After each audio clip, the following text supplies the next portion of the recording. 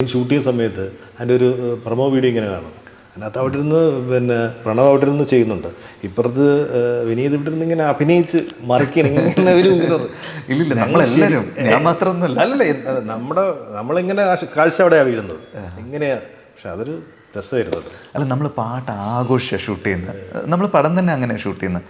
സുരേഷേട്ടാ, ഇപ്പോൾ സെറ്റിലാണെങ്കിലും സീനുകളിങ്ങനെ നമ്മൾ ബാക്ക്ഗ്രൗണ്ട് മ്യൂസിക്കൊക്കെ ഇട്ട് സീൻ ഷൂട്ട് ചെയ്യുന്ന സമയത്തൊക്കെ ആഘോഷം പോലെ ഷൂട്ട് ചെയ്യാം. അപ്പോൾ ധ്യാനൊക്കെ ഫസ്റ്റ് വന്നപ്പോൾ ഞാൻ ഈ എന്നിയോ മോറിക്കോണിൻ്റെ പാട്ടുകളാണ് പ്ലേ ചെയ്യുന്നത്. കാരണം നമ്മുടെ പടത്തിൻ്റെ ഒരു ഫീൽ അതാ.